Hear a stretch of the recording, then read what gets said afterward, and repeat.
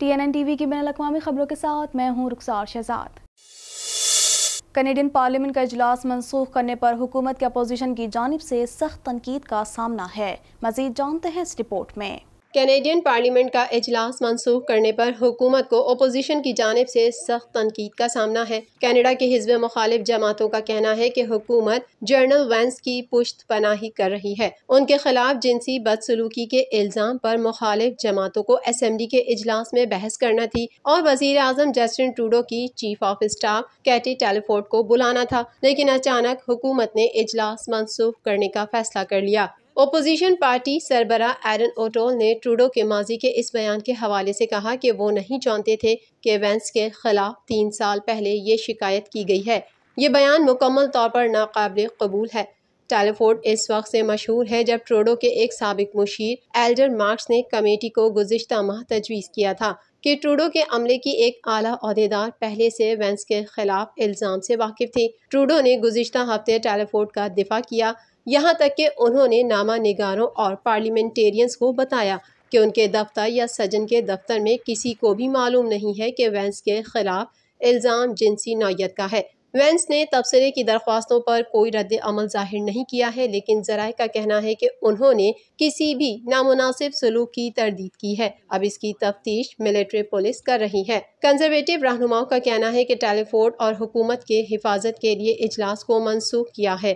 Liberals نے یہ دکھایا ہے کہ وہ اس کورپ کو جاری رکھنے اور کینیڈا کے لوگوں کو حقائق سے واقفیت کا حق دینے سے کتنا دور رکھیں گے۔ اوٹول نے کہا کہ ان کی پارٹی منگل کے روز ہاؤس آف کامن سے ٹروڈو سے وینس کے معاملے پر ٹیلیفورڈ کو برطرف کرنے کے مطالبے کی حمایت کی درخواست کرے گی۔ پبلک ہیلتھ کے ایک اعلامیے کے مطابق ٹورنٹو کے ایک ہوٹل میں جسے قرنطینہ قرار دیا گیا تھا، کورونا پھیل گیا ہے اور حکام اس معاملے کی تحقیقات کر رہے ہیں کہ آخر اتنے انتظامات کے باوجود یہاں کورونا پھیلا کیسے۔ مزید جانتے ہیں اس رپورٹ میں۔ کینیڈا بھر میں کورونا کے وار تیزی سے جاری۔ کینیڈا بھر میں کورونا کے مریضوں کی مجموعی تعداد 12,43,242 تک جا پہنچی ہے، جبکہ ہلاکتیں 24,342 ہو گئیں، جبکہ 11,35,356 افراد صحت یاب ہو چکے ہیں۔ انٹیریو صوبے میں کورونا کیسز کی تعداد سب سے زیادہ ہے۔ صوبے بھر میں کورونا وائرس سے متاثر ہونے والوں کی تعداد 4,73,901 تک جا پہنچی ہے، جبکہ ہلاکتوں کی تعداد 8,118 ہے۔ پبلک ہیلتھ کے ایک اعلامیے کے مطابق ٹورنٹو کے ایک ہوٹل میں جسے قرنطینہ قرار دیا گیا تھا، کورونا پھیل گیا ہے اور حکام اس معاملے کی تحقیقات کر رہے ہیں کہ آخر اتنے انتظامات کے باوجود یہاں کورونا کیسے پھیلا۔ Crown plaza hotel Dickson road پر واقع ہے اور شبہ ہے کہ یہاں آنے جانے والے لوگوں کا انفرادی تعلق کورونا پھیلاؤ کا باعث بنا ہے۔ کینیڈا میں کورونا وائرس کے سبب سب سے زیادہ ہلاکتیں کیوبیک صوبے میں ہوئی ہیں، جہاں کورونا وائرس کے مجموعی کیسز کی تعداد 3,52,678 ہے، جبکہ صوبے میں کورونا وائرس کے باعث ہونے والی ہلاکتوں کی تعداد 10,944 تک پہنچ چکی ہے۔ کینیڈین صوبے البرٹا میں 1,96,910 افراد کورونا وائرس سے متاثر ہوئے ہیں، جبکہ 2,090 افراد ہلاک ہو چکے ہیں۔ برٹش کولمبیا میں 1,31,656 افراد کورونا وائرس سے متاثر ہوئے ہیں، جبکہ صوبے میں کورونا وائرس سے ہونے والی ہلاکتوں کی تعداد 1,595 ہے۔ کینیڈین صوبے اونٹیریو میں حکومت کی جانب سے ویکسینیشن کے عمل کو مزید بہتر بنانے کے لیے کوششیں کی جا رہی ہیں، جبکہ آنے والے دنوں میں ویکسین کی دوسری خوراک کے درمیان وقفے کو کم کیا جا سکے گا۔ مزید جانتے ہیں اس رپورٹ میں۔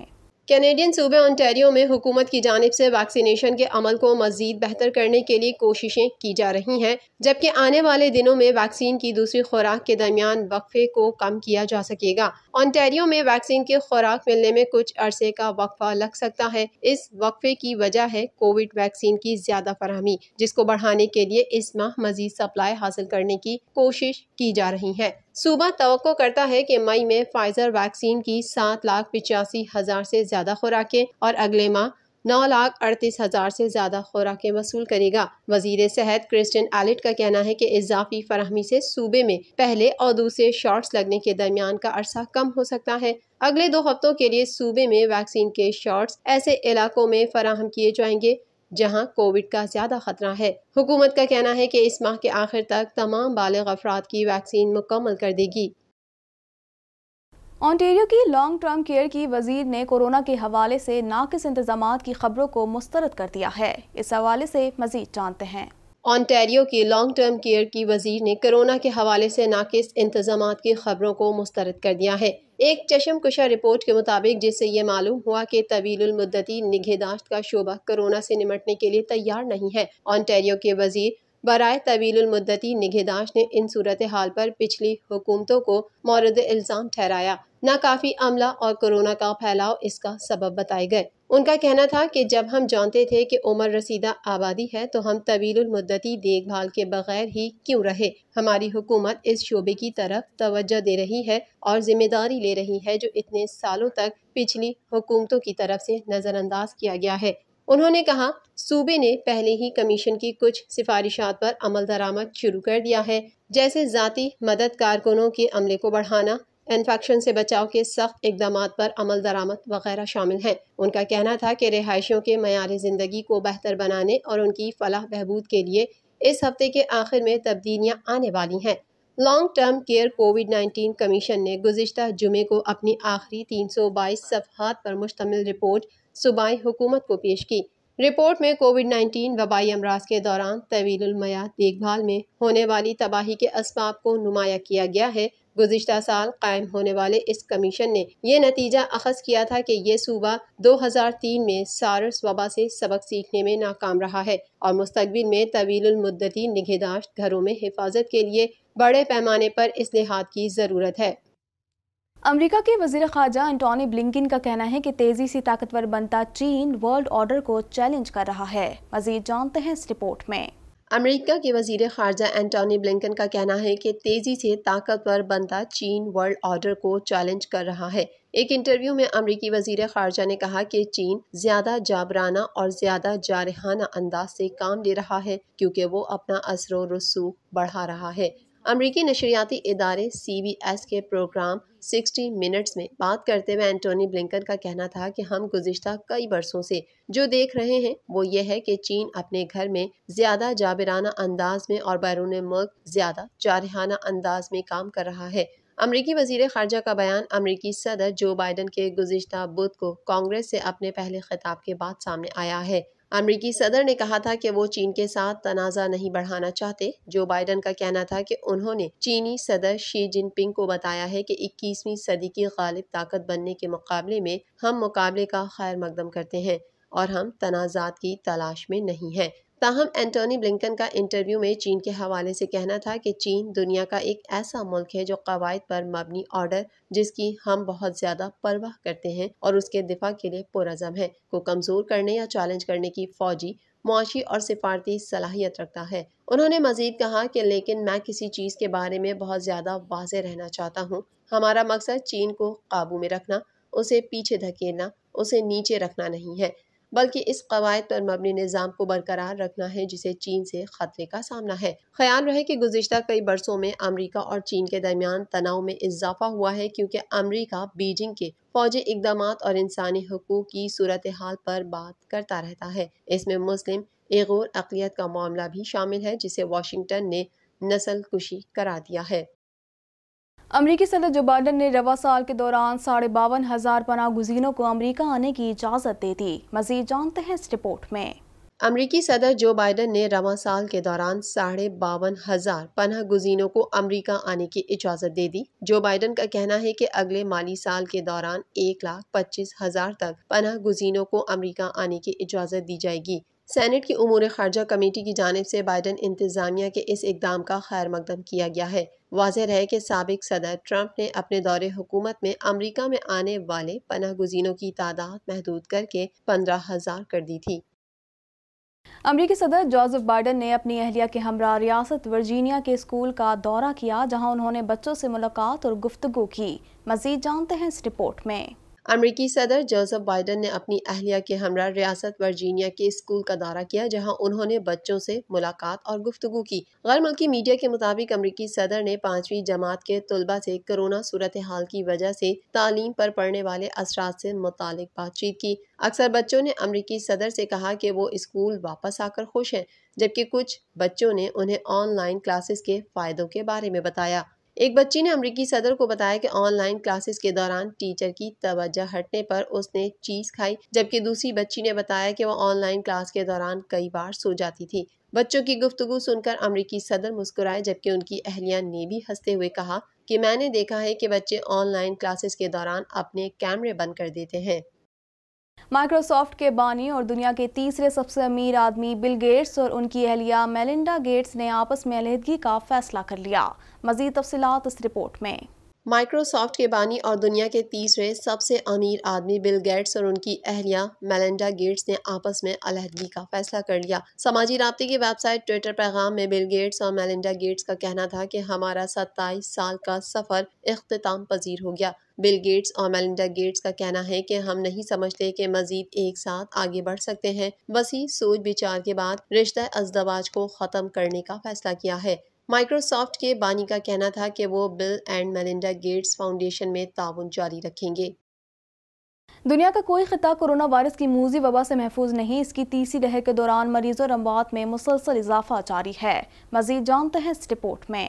دنیا کا کوئی خطہ کرونا وائرس کی موذی وبا سے محفوظ نہیں۔ اس کی تیسری لہر کے دوران مریضوں اور اموات میں مسلسل اضافہ جاری ہے۔ دنیا بھر میں کرونا وائرس سے متاثرہ افراد کی تعداد 15,41,93,355 تک جا پہنچی ہے، جبکہ اس موذی وائرس سے اموات 32,27,202 ہو گئیں، جبکہ 13,16,17,856 کرونا مریض صحت یاب ہو چکے ہیں۔ کرونا وائرس کے کیسز اور اس سے اموات کے اعتبار سے 10 سر فہرست ممالک میں 33 کروڑ سے زائد آبادی کا حامل امریکہ تاحال پہلے نمبر پر ہے، جہاں اس وائرس سے اب تک 5,91,514 افراد موت کے منہ میں پہنچ چکے ہیں، جبکہ اس سے بیمار ہونے والوں کی مجموعی تعداد 3,32,30,561 ہو چکی ہے۔ 1 ارب سے زائد آبادی والا ملک بھارت کرونا وائرس کے مریضوں کی تعداد کے حوالے سے ایک بار پھر دوسرے نمبر پر آ گیا ہے، جہاں اس وائرس سے 2,22,408 ہلاکتیں ہو چکی ہیں، جبکہ اس سے متاثرہ 2,82,82,833 مریض سامنے آ چکے ہیں۔